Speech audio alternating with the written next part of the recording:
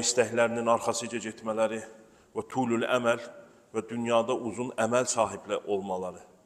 Nə deməkdir dünyada uzun əməl sahibi olmaq? Dünyada qalıcı gözlə baxmaları. Bu mənim evimdir, yəni hər zaman bu evimdə olacağam. Bu mənim işimdir, hər zaman mən burada olacağam. Dünyadan yəni möhkəm yapışmaq deməkdir. Və amma ittiba'ul hava feyufsidu və yasuddu anil haqq. İnsanın həqiqətən möhtərəm qardaşlar, doğru yolda getmək istəyirsənsə, mütləq haramlardan uzaq duracaqsan. Mütləq nəfsinin arzularından, nəfsinin şəhvətindən, arzu və istəklərindən uzaq duracaqsan. Həm mən doğru yolda olacağam, həm də nəfsimin arzularını, haramları edəcəyim, belə şey mümkün deyil, belə bir şey görülmədi.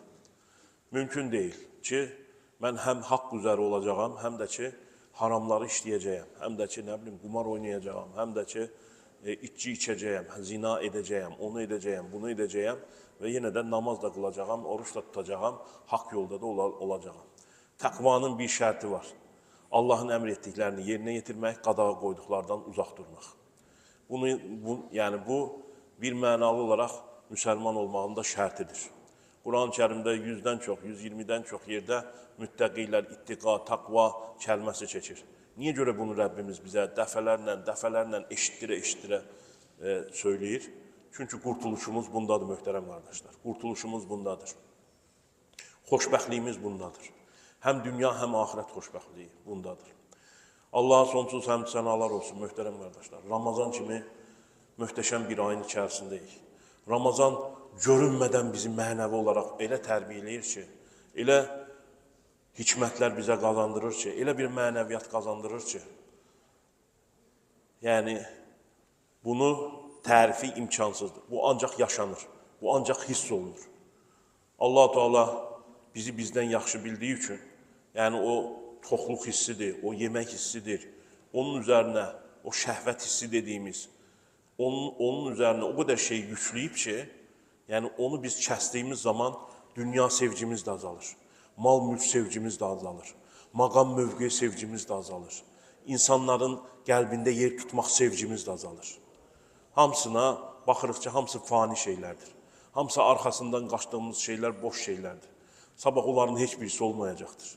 Sabah biz əməllərimizlə Rəbbimizin qarşısında olacaq. Əməllərimizlə ona cavab verəcəyik. Və insanı qəflətdən oyadır. İnsanı özü ilə baş-başa, yəni o aclıq hissi elə bir hissdir ki, möhtərəm qardaşlar, o, yəni içində olan o şeytan, o içində olan o nəfsin qudurmasının önünə keçir. Şeytan sizin qanınızda, şeytan sizin damarınızda qanın dolaşdığı kimi dolaşır, buyurur Peyğəmbərimiz. Onu aclıqla onun yollarını kəsin. Aclıqla onun yollarını kəsin. Dururkən ağlına cürbəcür şeylər gətirir, hilələr gətirir, cürbəcür haramlar gətirir və insanı yolundan azdırır. O, ac qaldığın zaman o, nə olur? Yolları tutulmuş olur. Və nəfsin də insana hökm eləməsinin əsas səbəblərindən biri toxluqdur, yeməkdir. Arzu etdiyini, hər şeyi yeməkdir. Əldə edincə də nə olur? Azmağa başlayır. Mənəm deməyə başlayır. İnsanın ruhuna sahib olmağa başlayır. İnsana sahib olmağa başlayır. Hər zaman bunu bilin, möhtərəm qardaşlar. Əgər siz nəfsinizə hakimsənizsə, qurtulmuşsunuz. Əgər yox, nəfsiniz sizə hakimdirsə, o zaman nə olacaqdır? O zaman nəfis sizi istədiyi yerə aparacaqdır. Və bu dünya imtihanında da sonunda görəcəksən ki, son nəfəs gəlib, bu dünyadan gedirsən və də deyirsən ki, ya Rabbi, mənə yenidən şans ver. Mən həqiqəti gördüm, bu nəfsin arxasıca getməməliydim, bu şeytanın arxasıca getməməliydim.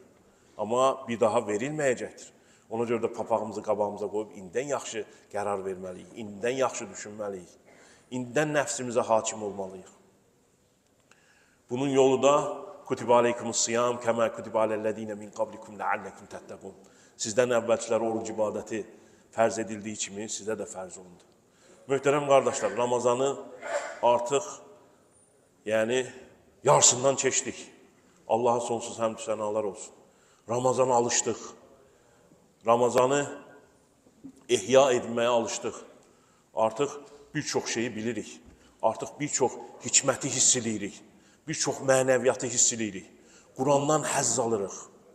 Zikirlərdən həzz alırıq. Sədəqə verməkdən həzz alırıq. İnsanları doyurmaqdan həzz alırıq.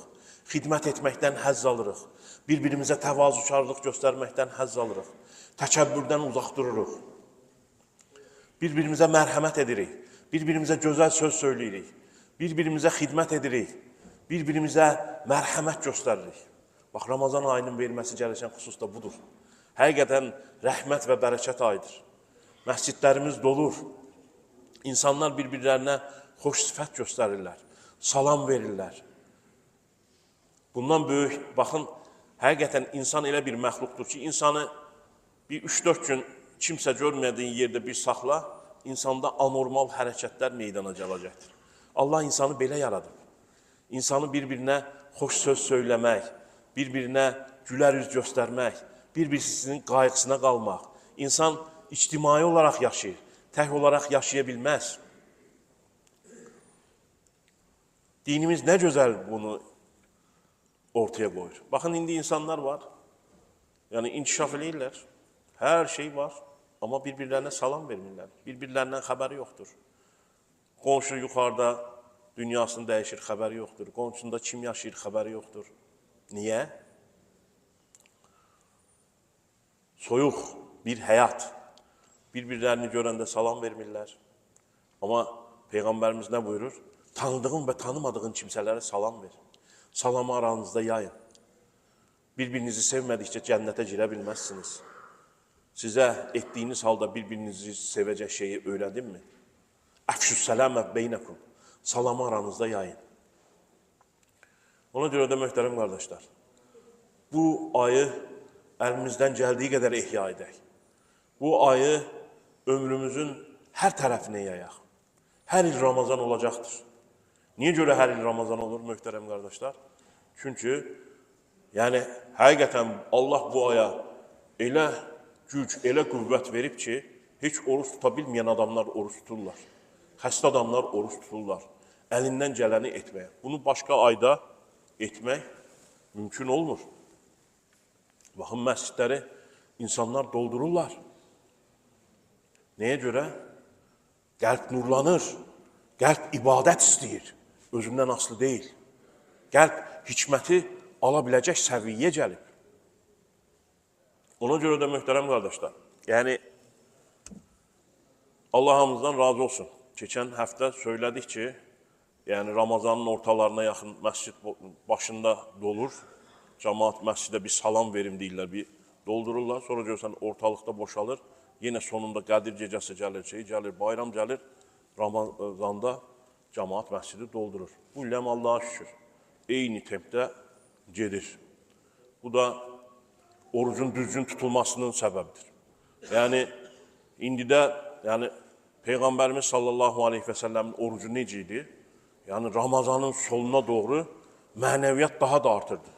Xanımlarından uzaq durardı. Son 10 günündə etikafa girərdi. Son 20 günündə ölən, vəfat etdiyi il Peyğəmbərimiz 20 gün etikafa girərdi. Yəni, bu belə olmalıdır. Bunun da belə olmamasının əsas səbəblərindən biri nədir, möhtərəm qardaşlar? Bunu da söyləyək. İftarda tıxa basa, deyək ki, mədəni doldurmaq. Qardaş, bax, bizim burada çox gözəl şəkildə və digər məscidlərdə gözəl iftar verilir. Yəni, bir şorba, bir də ki, normal şəkildə yemək. Bu şəkildə olmalıdır.